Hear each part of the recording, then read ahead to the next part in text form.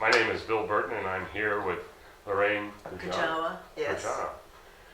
Kujawa. And Andrew Kinder, who's our videographer. And we're here on behalf of the LGBT Center of Central Pennsylvania History Project. Today's is Wednesday the 28th of October 2015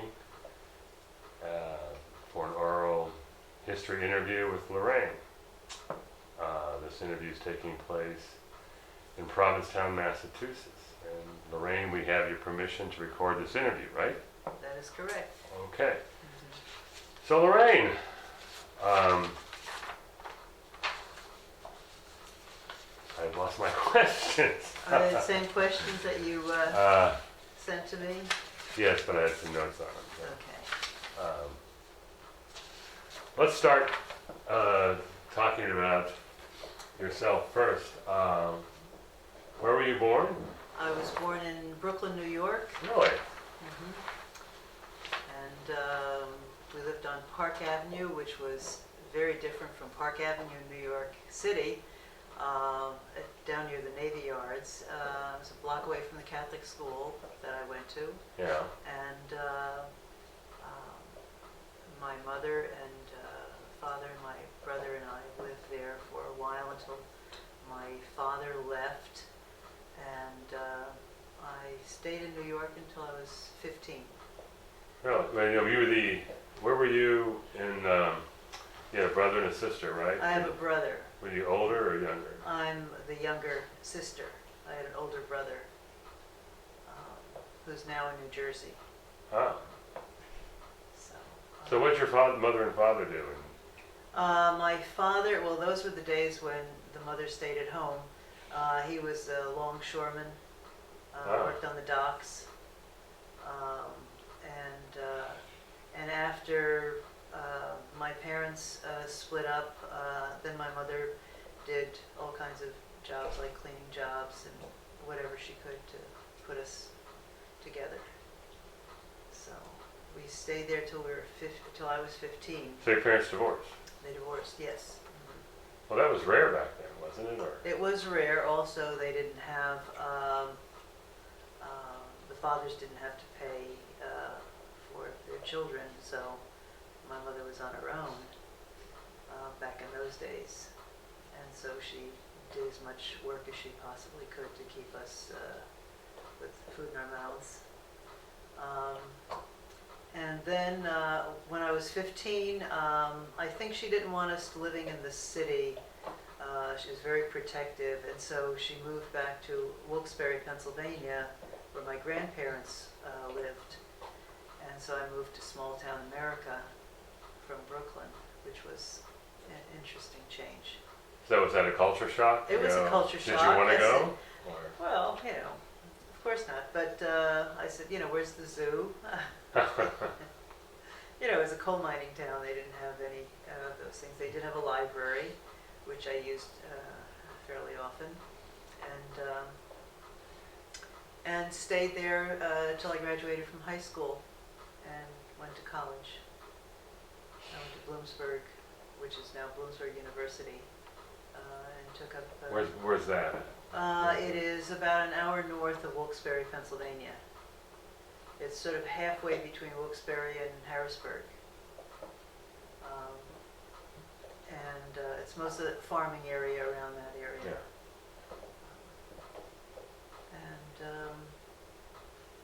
And I did notice that when I was in college, I don't know how far we're getting into this, but of course naive, but I noticed that there were certain people at the school that if it was whispered that they had,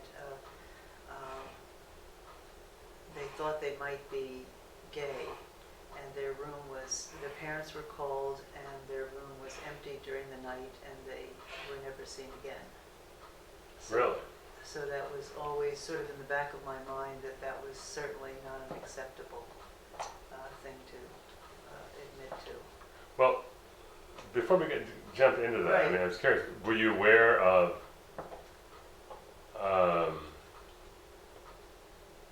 when you were growing up, what kind of environment did you grow up in? Was it conservative or was it liberal? What were your parents like or your mother like? Catholic, and she was strict, and I was a tomboy, and I liked to play baseball, and I had a really good right arm. Yeah. So I played with the boys. And Did that bother your mother that you were a tomboy? absolutely, yeah. She said, behave yourself, act like a lady, that kind of thing. But I still roller skated down hills and played on baseball diamonds. Was a little tomboy. So did you did you date in high school? Did you date No, boys, no. or did you have any attraction to girls, or how did you? No, were I you had, aware of anything, or did I wasn't aware of anything in those days, and they never even said the word gay, and I never even heard the word lesbian until I was out of college. So times changed really immensely. It was until I was graduated from college and for the summer went to Girl Scout camp. Then I realized that there was another way of living. What did you think about you? You didn't date. I mean, did you have the pressure about getting married? You thought think about getting married? Oh yeah. or- Well, I went out once in a while, but I wasn't really that interested. And I hung out with my girlfriends, and I just really wasn't involved. I felt a little bit on the outs of the social life during college. I wasn't into dressing up and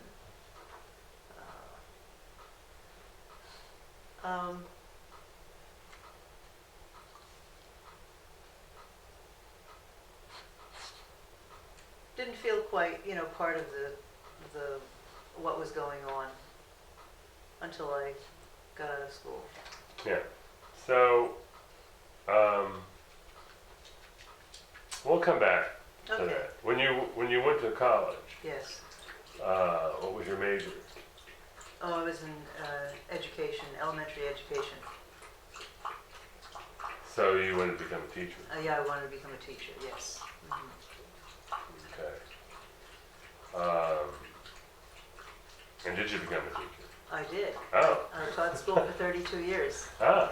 Yeah. I taught for Central Dolphin School System in Harrisburg, Elementary school. elementary school. Yes. Oh. Mhm. What level? I taught 4th grade, 5th grade, 1 year in 6th grade, I had 1 year in 3rd grade, mostly 4th and 5th. Oh, wow. Mhm. So,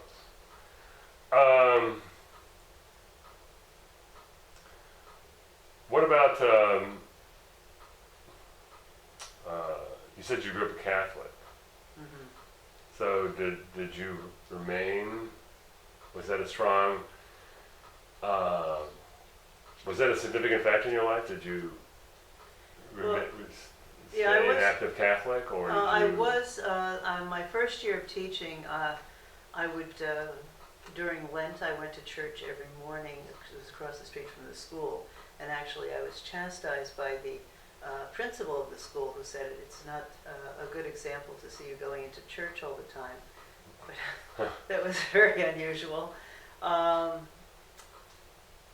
But then I became disillusioned about the Catholic Church because it didn't seem to speak to the reality of what was going on in the world. And I sort of distanced myself away from the church and stopped going to Mass on Sundays. And Is that later in your adult life? I would say during my 20s I stopped going to church, and probably in my 30s I found the Unitarian Church, which I enjoyed very much, and that's only because I came up here to Provincetown for a week and went into the Unitarian Church here. And then once I went back to Harrisburg, I looked around to see if there was one that I liked in that area. Yeah. So, So, know, back to what you said about when you were in college about being gay, if they had an inkling. This was a private university? It's a state university. State university, and if State they had university. an inkling that you were gay, Right, you whether disappeared. a lesbian or gay man, you Yeah. would disappear. Right. How could they do that to you? Just the laws? Because there was no discrimination laws, right? Well, there were no discrimination laws. I mean, this. It was, when I taught, one of the terms of teaching was, that you could be fired for was moral inturpitude, Right. which of course covered a lot of things. But at school, you know, if your behavior was bad, I guess they could just kick you out. And I don't know exactly the details of the situation, but it was really interesting because the Dean of Women, I'm sure, was gay. So when did you first become aware of this fact? It was I mean, always like an underlying, you know, I never spoke of it, but I knew there was something going on. You know, people just didn't talk about things like that in those days. But was there an incident that happened with a male or female student that brought this to your attention? And then did you suddenly realize yourself? I mean, how, that maybe you were gay or? Well, since there was no, you know, there was a book published, The Love That Has No Name. Right. And I think that was what I experienced. I didn't really understand what it was, but I knew somehow it had to do with me. It applied to me.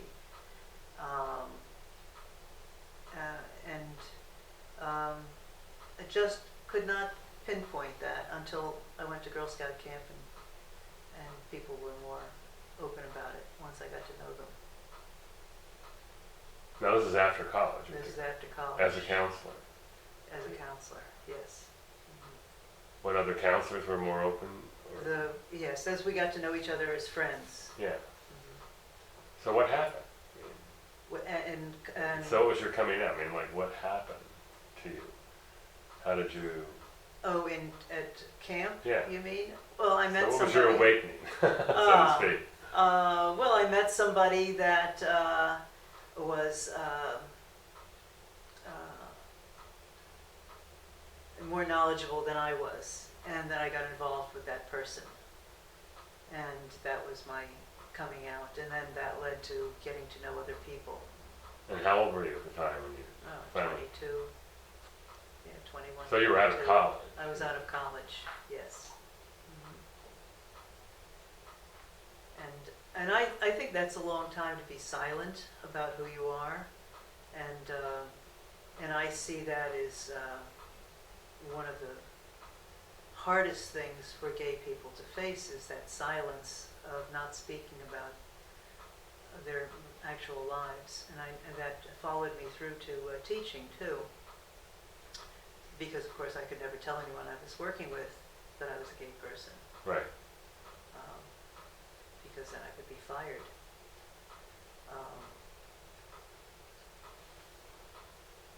But that's over with now because here I'm in Provincetown. Right. So was this like in the 60s, or what time period was this? When you started It's in the 60s, yes. So, you graduated from college and you went right into teaching? You got a Yes. teaching job right away, so you were Right. a Right, young teacher. right. And when was your first teaching job? Or what, in what city? Or what In town? Marysville, which is across the river from Harrisburg. Ah. I taught there 1 year. How big a city was that? A little town? Marysville? Yeah. It was a tiny, tiny town. I didn't even have a car.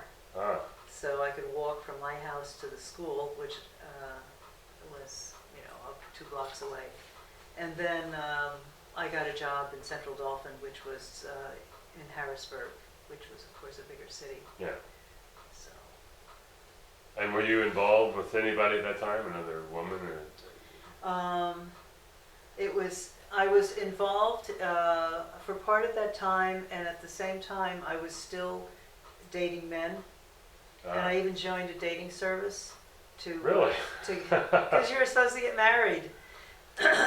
And so I went about, looking for someone, and nothing clicked. And I said, well, maybe I'll go out with a flamboyant, a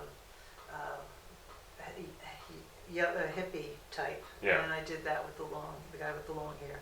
Well, I'll go out with a professional. Well, I did that. It didn't work. I tried all these different types of men that certainly something would click, but it took me till I was about 29, and I said, what am I doing? I'd much prefer to be with my women friends than to be married. Right. And there was a song about...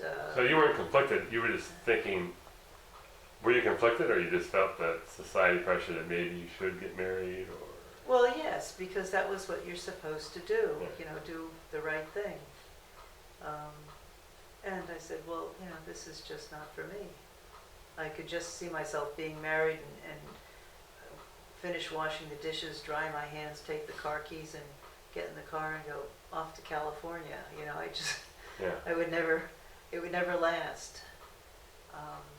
So I made that decision then. What I really wanted to do then was meet more women. And so I went to a convention they were having at the community college for National Organization for Women. Yeah, Now. And went to one of the workshops, and it was The Woman Alone. And I thought, well, that would be a good one. And I struck up a conversation with the people who were giving the workshop, and they invited me over to their house to read the New York Times on Sunday. And there was a whole gaggle of women there.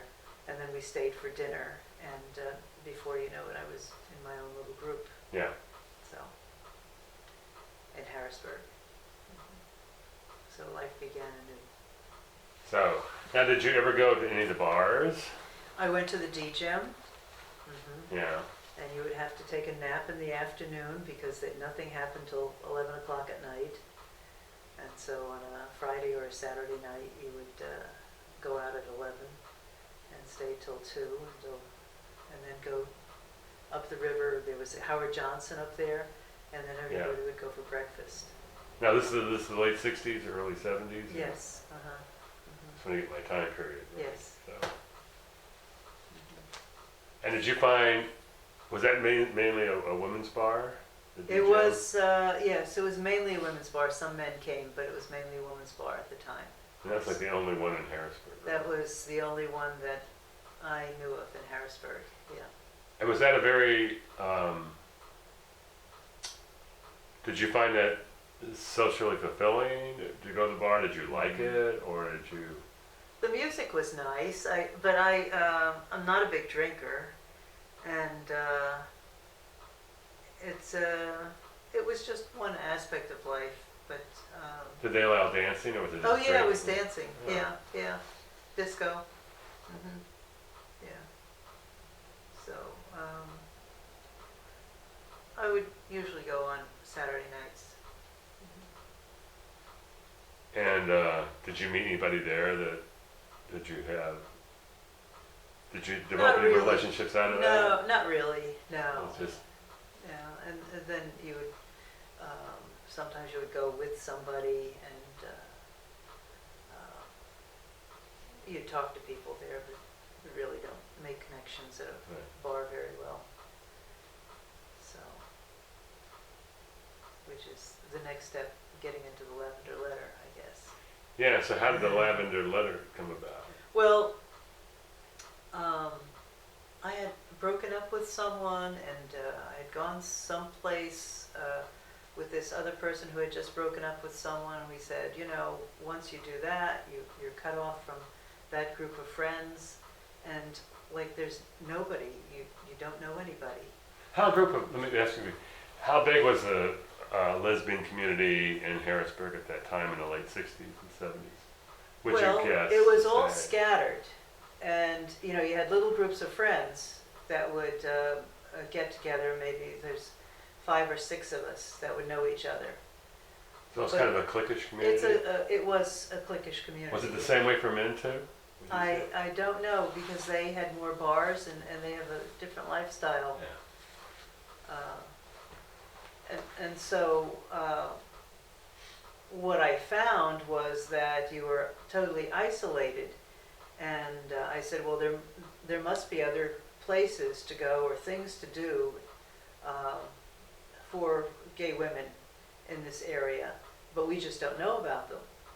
And so I connected with about 5 of my friends. I don't know if you know Mary and Ann Carroll, and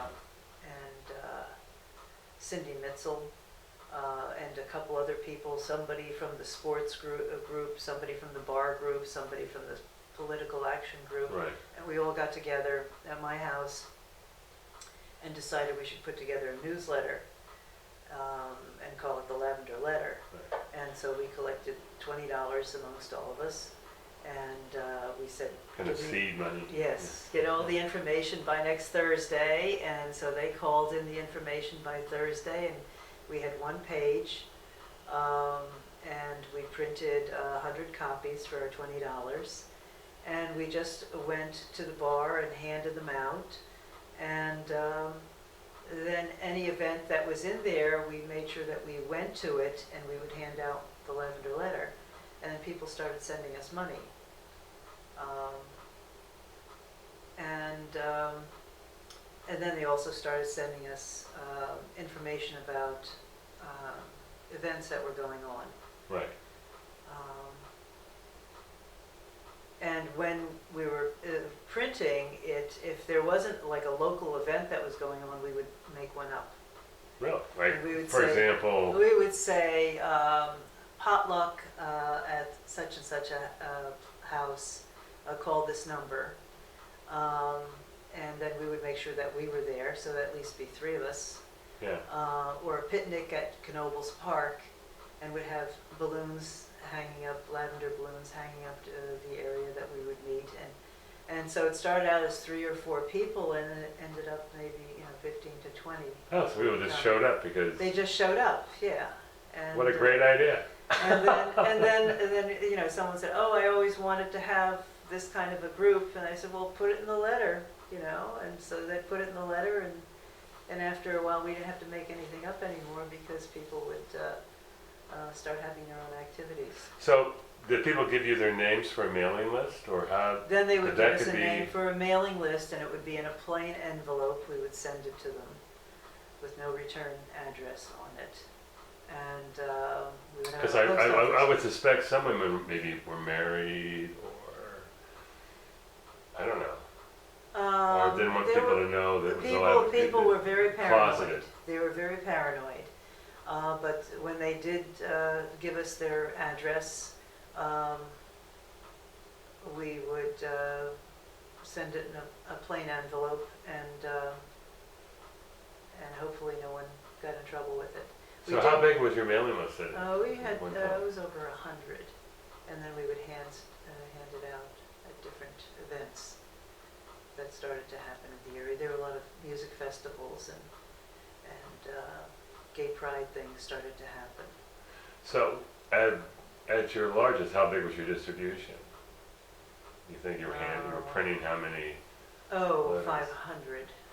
Yeah, I think we were about that. That's pretty impressive. Yeah, it grew. It did grow, and we had a dance at the Lakeside Lutheran. No one else would rent us the space. They would say, oh, sure, you can have the space, such and such a date, and then we would have to tell them that it was going to be an all-woman thing, and there were gay people. And then they would say, oh, no, we don't rent to gay people. Ah, And so How Lakeside could it- Lutheran was the only place that we could rent for a dance. So we had about 150 people who came to that. So, all women, that's all really. women, yeah. Now, in comparison, if you had 150 that came to that dance, Yes, a night at it was a D-Gem, yes. how many women would be at that bar dancing on the Oh, I Saturday don't night? know how big the D-Gem was. I don't But know. would you guess how many women would be Yeah, there? 100. 70, 100? 7,500, yeah. I mean, that's pretty incredible. Yeah. Yeah, it it started getting around, and also Lancaster started having something too. They would have a monthly potluck, and there were 12 women who had large houses volunteered their house for a different month during the year. And if you wanted to go to the Lancaster Potluck, you'd have to meet with somebody, a friend of mine, whose name I'm not free to give, but would meet them somewhere to check them out, rather than having people just come without knowing whether or not they were gay. She would check them out and then give them the address. And they had 50 to 60 people come to their potlucks once a month.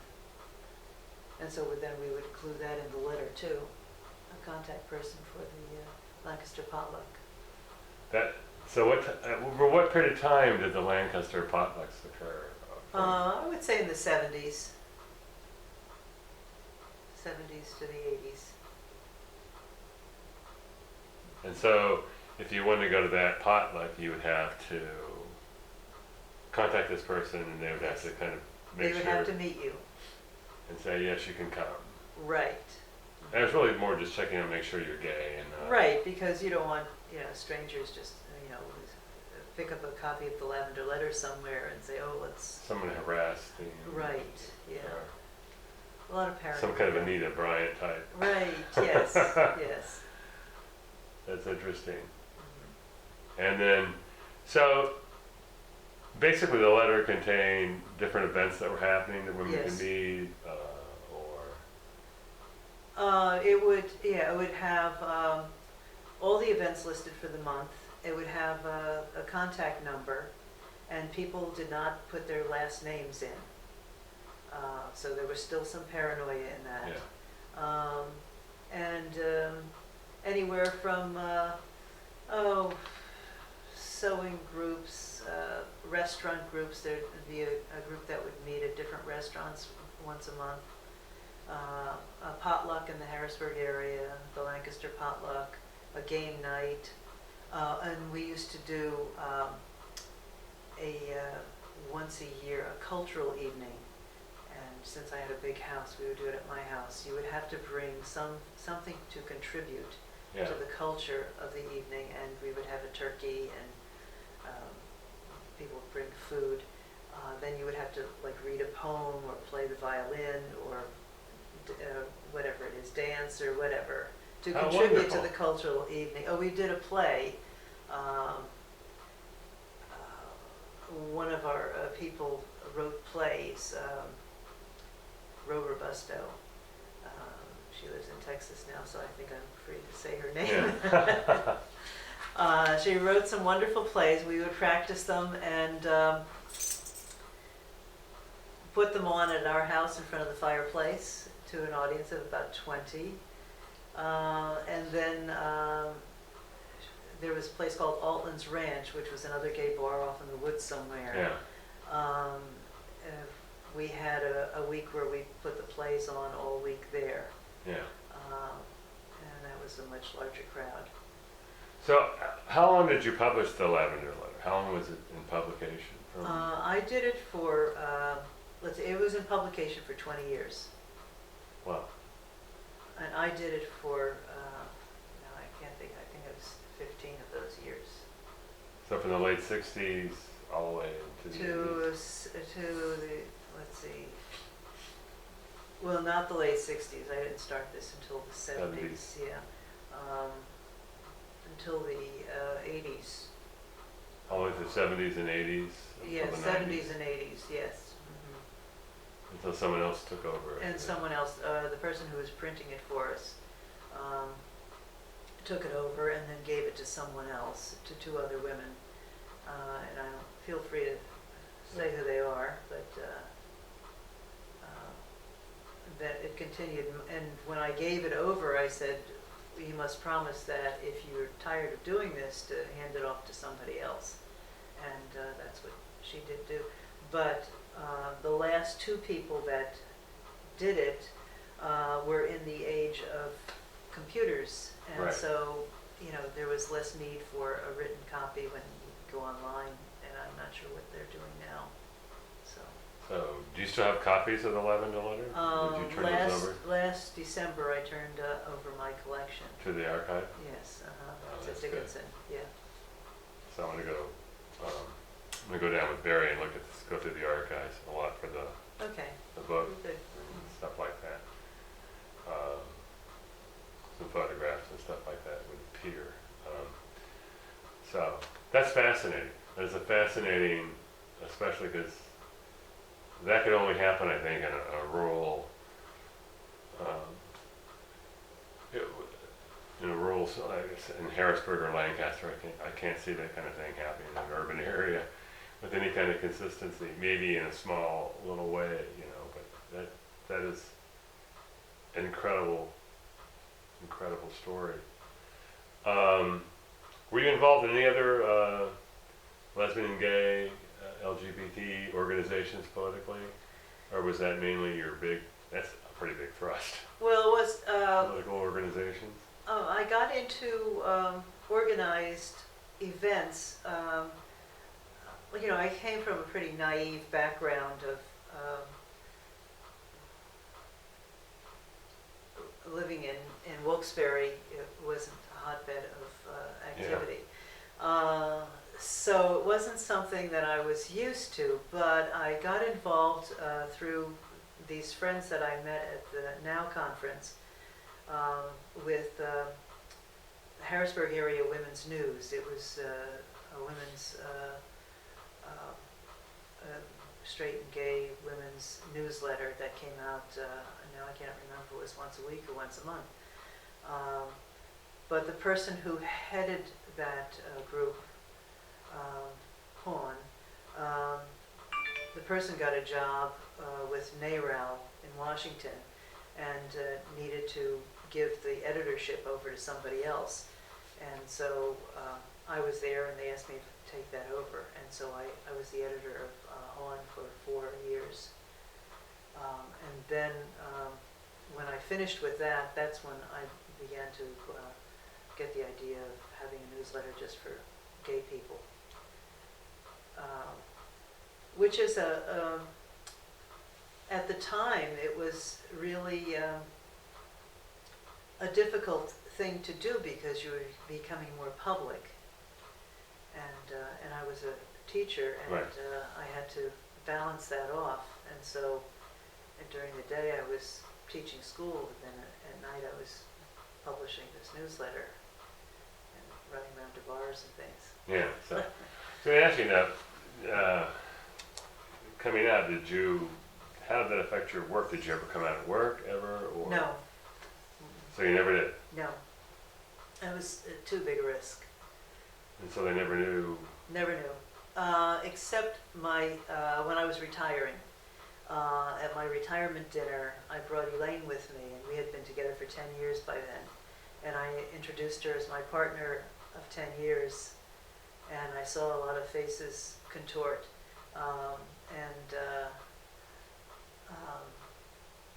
But what could they do to me then? I was retired. Right. They just didn't. Yeah. They had no idea? Did I they know that you lived alone, or what did they know about you? Well, You were yeah, pretty they said they private. lived- yeah. They knew I lived alone. They tried to fix me up with some fellow or some other teacher. So you and Elaine didn't live together? Oh, yeah, they thought I lived alone. Oh. They thought I lived. So you're pretty private Yes. at work. Yes. Did you ever come out to your mother or your father or your No. brother? Never? Well, my father had passed away when I was in college. But my mother knew Elaine, and she used to always say, you're friends now, but she'll meet some guy and she'll drop you like a hot potato. And I said, oh, okay. Huh? She had no idea. And it was a different age, and I didn't really feel that I needed to burden that with her or try to explain it. So I never said anything to her. And your brother? And my brother, I think he must know by now. I don't remember if I sent him a wedding invitation or not. I sent wedding invitations to my 2 cousins. Because when we moved to Massachusetts, they had been deciding on gay marriage, and we had no idea. And we moved here in 2003. And then everyone was saying, they passed it, they passed it. And I said, passed what? And they said, gay marriage. We better do this before they change their mind. Yeah. And so within 2 months, we put out the invitations and invited people from Pennsylvania, thinking that no one would show for that, and inviting our friends from here. But we ended up with 50 people who just had moved here, so we were really thrilled. We got married at the Unitarian Church here in town. Yeah, so did we. We got married right when they announced it. We got married in the vineyard. We had 50 people did the whole thing. Right, yeah. And hey, minister and just, why not? why not? So And my cousin didn't come because she had to go to some meeting or something. And then when I showed her the picture, she said, "Oh, you got dressed up for it." She was yeah, like, they don't take, people didn't take it seriously, I think. yeah. So. So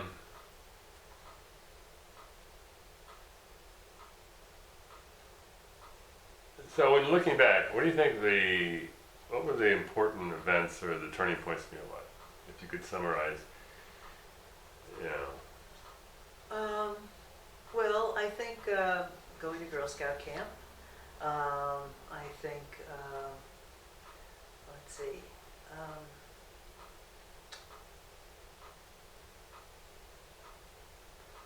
running the Lavender Letter, definitely. I have a whole list of them now, I can't think of them. Definitely moving to Provincetown made a huge difference in my life. Certainly meeting Lorraine, my partner of 28 years.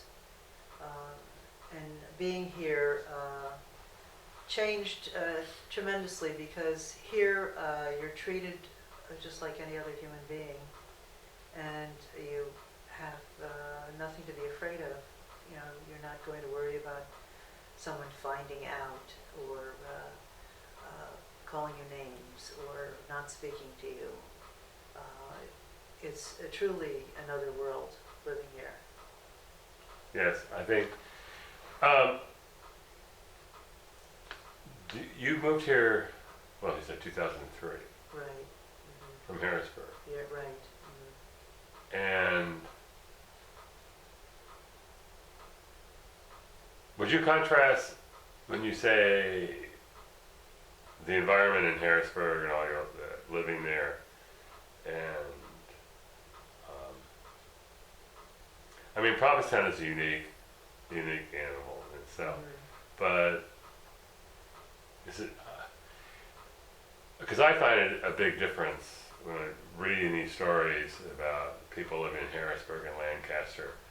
You know, Philadelphia's a little bit different because it has anti-discrimination laws, and I didn't really notice any difference. But when I read what people lived like without any anti-discrimination laws in Lancaster and in Harrisburg, I think Harrisburg just passed one. You know, I felt like I was been living kind of in La La Land in Massachusetts for the past 30 years. It is, yeah. Because, I mean, Boston, there was no threat of being evicted. There was no threat of losing my job. Mm-hmm. But that existed in Harrisburg. Can you? Oh, sure. I mean, can you comment on that? I mean, that difference in that environment in Lancaster and even when and Harrisburg? we have friends visit from Pennsylvania, it takes a while for them to open up because they're used to being closed. And I think what a shame, what a loss of potential. I want to go back to when I went to Girl Scout camp. There were women there that were would be socially unacceptable anywhere else. The way they dressed, the way they acted, a little tough maybe, but out there in the woods with all these other girls that they were in charge of, suddenly they were heroes. They knew how to build something out of nothing. They took this little island and they had these teenage girls build an entire little town in the island. And they were like waist deep in water building a dam. And the girls worshiped them. And yet when they went back to their jobs in the city, they were like the rejects. Human potential is totally lost when you're not allowed to be open and be yourself. That's a good way to say it, yeah. And I see that here in this town. People just are so open and they're allowed to be themselves, and you have a tremendous amount of creativity from it. So that's where I see the difference. Right. And I wish it on the rest of the United States.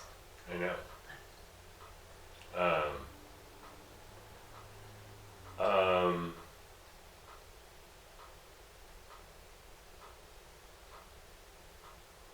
So that probably is the biggest thing that I think that if you were to say, I mean, you're living here now, but if you were still living back in Harrisburg, that would probably be the thing that would probably be needed to change or work on, right? That Right. aspect. I mean, Pennsylvania now has marriage equality. Okay, that was only because of the Supreme Court decision, Right. and not because of anything the state did. But that would probably still be the next big hurdle of what you're talking about, that the gay and lesbian community has to work on. If I were living in Harrisburg today, I would probably have a clique of friends that would come over for holidays or put on plays or, do what I was doing before. But it still wouldn't be the same as just being a regular person anywhere else. I mean, I still couldn't go to a restaurant and sit there and hold hands without being, had the coffee spilled on me or something, or people staring at you or whispering. It just make you feel uncomfortable, whereas here that's just so normal. What made you pick Provincetown? Well, I went with friends from Harrisburg. There was a group of us that they would come by in a van at 11 o'clock at night, and we'd all pile in and drive all night and get here in time for breakfast, and we'd stay here a week. And I thought, what a wonderful place it would be because it's so beautiful. But I thought, there's no way that I could ever live here because I'd have to have a job, and, it was just too much. And so when Elaine and I got together, we would come every summer for a week or two. And when I retired and both our parents were gone, we said, well, there's nothing keeping us. And so Elaine retired and we moved here. So here we are. So,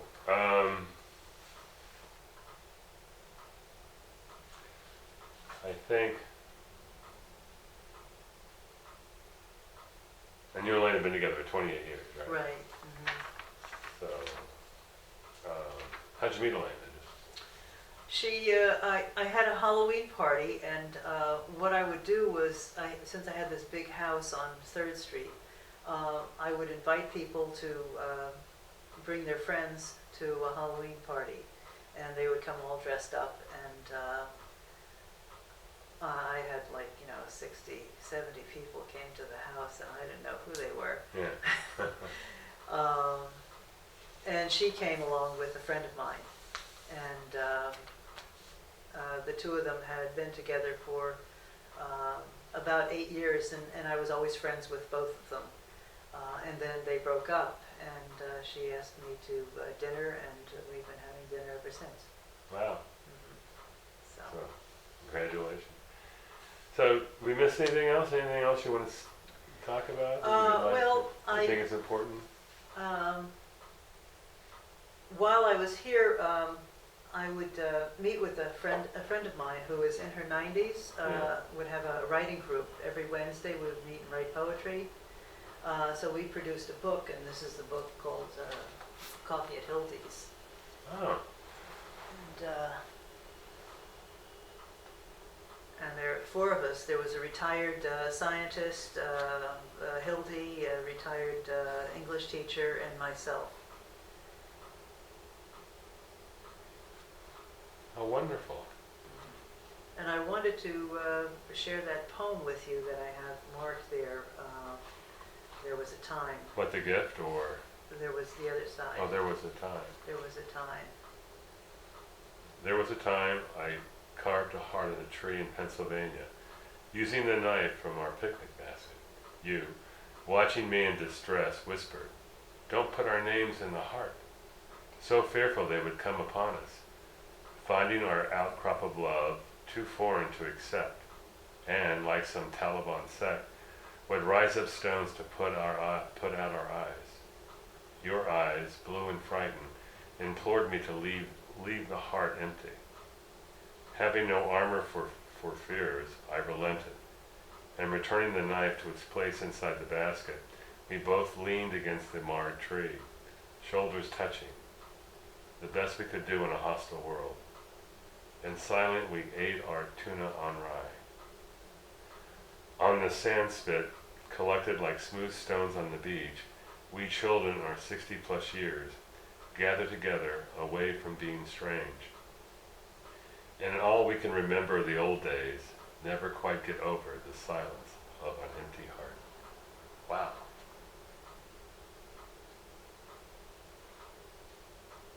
That says it to me.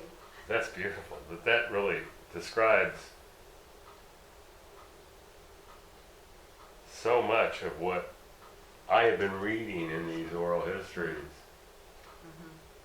about being able to, stay in the closet and they can't come out, and the fear of, oh, I need a copy of this. Oh, I'll give you the book. You can have it. Oh, this has got to go in the book that we're writing. Oh, okay, great. It really has to, we have to get a reprint. We have to get out a permission slip for me to reprint it. Okay, that's fine. Oh, that's beautiful. Oh. Well, thank you. That's wonderful. Oh, you're welcome. So,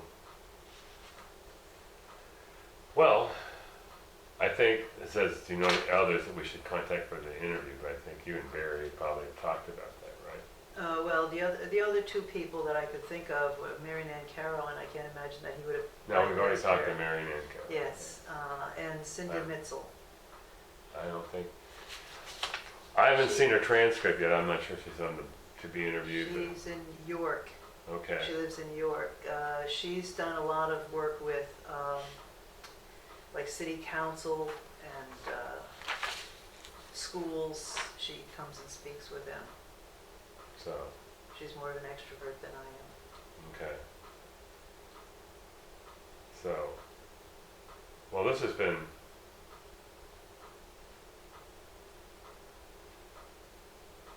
terrific. I mean, Oh, great, great. I feel like there's plenty so much more, but I love the stuff about the Lavender Letter. That's really an incredible story. Well, thank you. Yeah, it was quite an interesting journey. It was. So, okay. Well, anything else? Thank you so much for spending the time. Oh, well, thank you very much for coming all the way up here. So, it was well worth it.